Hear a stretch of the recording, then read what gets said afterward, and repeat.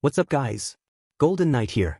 There is a very specific feeling that every self-taught artist knows. It is that feeling of having been practicing for months, sometimes years, looking at your work and realizing that it has not changed as much as it should have. You drew, you painted, you studied tutorials, you repeated exercises, and even so there is a frustrating distance between what you are able to do and what you want to do. And the cruelest part of this situation is not a lack of talent, and it is definitely not a lack of effort. You are doing almost everything right, but there is a fundamental mistake hidden inside the way you study that is sabotaging all your progress without you realizing it. What you are going to understand throughout this video is a shift in perspective about what it really means to learn to draw or paint on your own, why the path that seems the most logical is often exactly what keeps you stuck, and what the artists who manage to evolve consistently do differently, even without a teacher, even without school, even without any formal structure. The mistake of studying without knowing what you are looking for. There is a very common way of studying that seems productive but is not.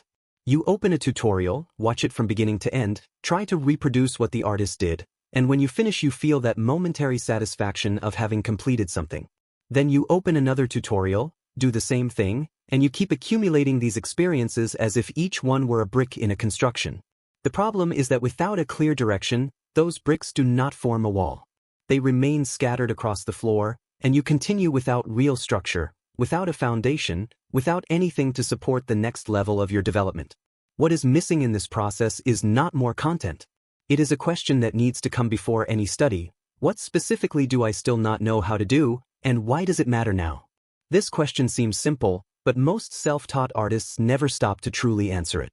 They study whatever appears in front of them, whatever seems interesting at the moment. And this creates fragmented knowledge, full of gaps. When you know exactly what you are trying to understand, your brain processes information in a completely different way. You stop watching passively and start observing actively. You begin to ask questions while you study, to test hypotheses, to notice when something does not make sense and investigate until it does.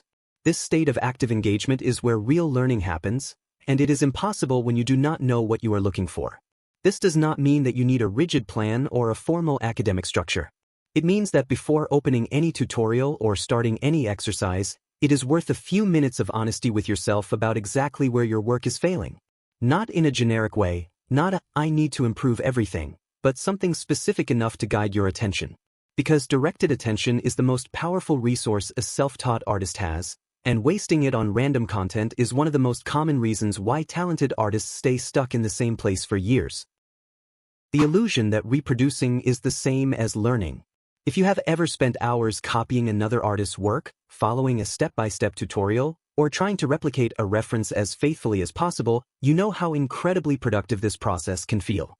You look at the result, see that it looks similar to the original, and feel that you absorbed something. And in a way, you did absorb something. But there is a huge difference between being able to reproduce something when you have the model in front of you and being able to apply that same knowledge when you are creating from scratch. And that difference is exactly where most self-taught artists discover, in the most frustrating way possible, that what they thought they had learned was never fully internalized. The problem with passive reproduction is that it creates a false sense of competence. When you are copying, your brain is mainly processing visual information and coordinating movement, but it is not necessarily building the kind of understanding that allows you to reconstruct that knowledge from memory, under different conditions, with variations that were never shown. It is like the difference between being able to solve a math problem when you have the answer key beside you and being able to solve it alone on a test. The presence of the model fundamentally changes what your brain needs to do, and when the model disappears, the gap in understanding appears. This does not mean that copying and following tutorials is useless. It is a great form of study. In fact, copying references was, my entire life, my main form of study. It means that these tools need to be used with an additional layer of engagement to truly work. The question that transforms reproduction into real learning is simple. Why did the artist make this specific choice here? Why does this line go in this direction? Why does this shadow have this shape? Why was this color chosen at this moment?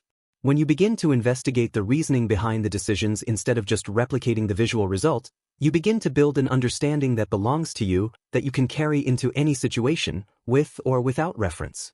And there is a test that reveals this immediately. After finishing any copying exercise or tutorial, close everything and try to recreate the same result from memory, or try to apply the same principle to something completely different. not to produce a perfect result, but to discover where your understanding has holes. This moment of trying and failing without the model in front of you is uncomfortable, but it is exactly where real learning begins to happen. It is where your brain is forced to build real connections instead of just following a path that is already laid out. The problem of never confronting what you cannot do. There is a very human and very destructive pattern of behavior that almost every self-taught artist develops at some point. It is the tendency to naturally gravitate toward what they already know how to do reasonably well. You start drawing the same types of poses, the same types of faces, the same environments, the same styles. And this happens so naturally that you rarely realize you are doing it. Every practice session seems productive because you are creating things that turn out with a nice quality, but what you are really doing is becoming increasingly efficient within a territory that is already yours, while the unknown territory, which is exactly where growth lives, you ignore. This behavior has a very clear emotional logic. Practicing what you already know how to do well is comfortable. It produces results you can be proud of, that you can post, that receive positive feedback. Confronting what you do not know how to do is the opposite of that. It is uncomfortable, frustrating, and the initial results are bad enough to activate that internal voice that says you are not good enough, that you do not have talent, that you should go back to doing what you already know. And most people obey that voice without questioning it, because discomfort feels like a sign that something is wrong, when in fact it is exactly the sign that something is right. Real growth in art, just like in any skill, happens in the zone of reasonable difficulty. Not so easy that your brain operates on autopilot, and not so difficult that you completely freeze and cannot process anything. It is in this intermediate zone, where you are being challenged but can still move forward, that new neural connections are formed, that new patterns of perception develop, that your hand begins to translate what your eyes see in ways that were previously impossible. And reaching this zone requires a level of honesty with yourself that is difficult to maintain, because it means looking directly at the parts of your work that you would rather ignore. The most powerful practice that a self-taught artist can develop is not a specific technique or a specific exercise. It is the habit of regularly asking yourself, what in my work still embarrasses me? What do I avoid drawing because I know it will turn out badly? Where is the boundary between what I can do and what I still cannot do? And then going directly to that place, not occasionally, but consistently, as a central part of your study routine. Because the artists who evolve the fastest are those who have developed a greater tolerance for the discomfort of not knowing, and a courage strong enough to try to learn. Why consuming more content does not solve the problem you think you have. When a self-taught artist feels that they are not evolving, the most instinctive response is to look for more information. Another course, another tutorial, another book, another artist to follow and study. And that response makes sense because if you do not know something, learning more should solve it. But in reality, this can end up making the problem even worse. What happens when you consume too much content without applying enough is that you create an accumulation of information that looks like knowledge but does not function as knowledge. You know that there is a theory about how light behaves, you watched 3 tutorials about it, you can explain the concept verbally, but when it is time to apply it in your drawing, things do not come out the way they should. This is not a lack of talent. It is the difference between knowing about something and knowing how to do something. And in art, the only way for you to go from knowing about something to knowing how to do is time spent in intentional practice, which is exactly what you trade for more content consumption. There is also a secondary psychological effect that excessive content consumption produces, and that is rarely discussed. Each new tutorial you watch, each new course you start, creates a temporary feeling of progress. You feel that you are doing something, that you are investing in your development, that you are moving toward the artist you want to become. This feeling is real, but it is superficial, and it often functions as an emotional substitute for real practice. It is easier and more immediately rewarding to watch someone create than to sit in front of a blank page and confront your own limitations. And when consuming content begins to occupy the time and energy that should go toward practice, progress stops, even if the feeling of studying continues. The question that changes this cycle is not which next course you should take. It is what you already know you still cannot do properly, and how much time from your last week was dedicated specifically to practicing that. Because in most cases, the information you need to take the next step is already available to you. What is missing is not more exposure to new content. It is the willingness to sit with what you already have and work with it until it truly becomes part of how you think and how you create. The misconception about what feedback really does for you. There is a very widespread belief among self-taught artists that the big problem with studying alone is the lack of feedback. And this belief is not completely wrong. Feedback has real value. But the way most artists think about feedback, what they expect from it, how they seek it, and what they do with it when they receive it, often turns something that could be a powerful tool into a cycle that does not produce real growth. And understanding why this happens is more important than simply getting more feedback. The first problem is that most artists seek feedback in the wrong place. Posting work on social media, in art groups, in online communities, usually produces a type of response that is much more about validation than development. People tend to comment on what they liked, to point out what they found beautiful, and to avoid direct criticism because the social environment does not favor honesty about flaws. And the artist who is genuinely trying to understand where their work is failing leaves this experience with a list of compliments that does not help them evolve and with a vague feeling that people liked it but something still is not right. This feeling is important and should be investigated, but the feedback received does not provide tools to do that. The second problem is that, even when honest and specific feedback is available, the artist needs to have developed a sufficient level of self-criticism to be able to absorb and apply it. External feedback works like a mirror, but if you have never developed the habit of looking at your own work with distance and objectivity, the mirror does not make much sense.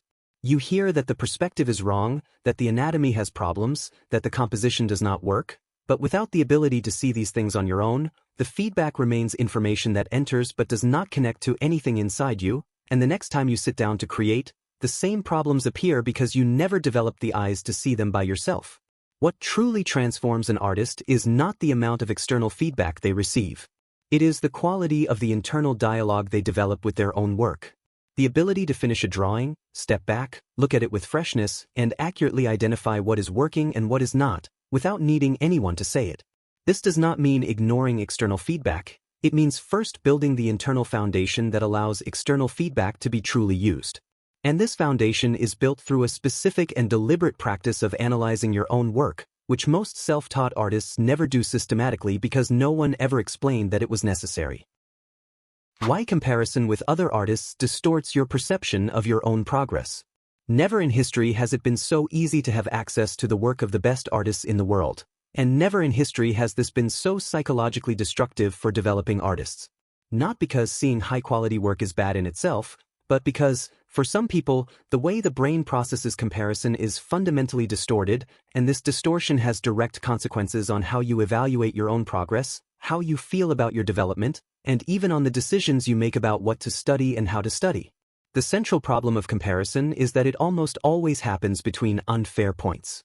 You are looking at the current work of an artist who has 10, 15, 20 years of practice, and comparing it with your work now after 1, 2, 3 years. Or worse, you are seeing the most polished, most elaborate, most impressive work that this artist has ever produced, because that is what appears in the feed, that is what receives the most engagement, that is what the algorithm amplifies. You never see the years of mediocre work that came before, you never see the drawings that stayed in the drawer, you never see the long and non-linear process that produced that result you are using as a ruler to measure yourself. There is a secondary effect of constant comparison that is even more dangerous. It gradually erodes your ability to perceive your own real progress. When you spend enough time comparing yourself with artists far ahead of you, your brain begins to calibrate what is normal and what is good based on that distorted reference. And then when you look at your work from 6 months ago and compare it with today's, the difference that exists, that is real and significant, seems too small because you are using the wrong scale. You lose the ability to be surprised by how much you have evolved, and this loss has a huge motivational cost that directly impacts your consistency and your willingness to continue. This does not mean that you should stop looking at other artists' work. It means that the relationship you have with this content needs to be conscious and intentional. There is a huge difference between looking at someone's work to understand how a specific technical decision was made and looking at someone's work to measure how far behind you still are. The first is a learning tool. The second is a form of torture that you voluntarily inflict on yourself, and that produces no real benefit beyond a superficial and temporary motivation that often hides a deeper erosion of your confidence in your own process. The mindset that separates artists who evolve from those who stay stuck. After everything that has been discussed so far, there is a deeper layer that connects all these mistakes, a common root that, when you see it clearly, fundamentally changes the way you relate to your own development. Most self-taught artists, unconsciously, treat learning as a temporary state. as something you do until you reach a certain level, until you master enough, until you feel ready. And this view creates a relationship with the process that is fundamentally anxious, because there is always a distance between where you are and where you think you need to be before feeling legitimized as an artist. Every mistake becomes evidence that you have not gotten there yet. The artists who evolve consistently and sustain that growth over time have a completely different relationship with this process. For them, there is no arrival point where learning ends and real creation begins. Learning and creating are the same thing, happening simultaneously, feeding each other continuously. A mistake is not evidence of incapacity. It is information about where the next evolution will happen. A limitation is not an obstacle that blocks progress. It is a direction, a map that points exactly to where attention and energy need to go. This shift in perspective seems simple when described like this, but it completely transforms the daily experience of studying and creating. And what is most important to understand is that this mindset is not a personality trait that you are born with or without. It is something that is deliberately built through repeated choices about how you interpret each experience in your development. Every time you finish a bad drawing and instead of discarding it you ask what it is showing you, you are building this mindset. Every time you resist the urge to watch one more tutorial and instead sit with the discomfort of creating without guidance, you are building this mindset. Every time you stop using another artist as a ruler and start using your own version from yesterday as reference, you are building this mindset. They are small choices, repeated over time, that determine whether you will be the kind of artist who stays stuck or the kind who keeps moving, regardless of circumstances, regardless of the level you are at, regardless of how much time is still left to reach where you want to reach. Everything that was discussed in this video points in the same direction. It is not about finding the right course, the perfect tutorial, or the most efficient study method. It is about developing an honest, patient, and curious relationship with your own growth process. It is about stopping treating learning as a problem to be solved and starting to treat it as a practice to be cultivated. That distinction changes everything. And if something that was said here resonated with something you have already felt but never managed to articulate, that in itself is already a real step toward a healthier and more efficient way of developing as an artist. If this video helped you in any way, don't forget to leave a like, subscribe to the channel, and turn on the notification bell so you don't miss the next ones. Thanks so much for watching all the way through. Don't forget to take a look at the description. There are several important links there that can help you even more. See you in the next video.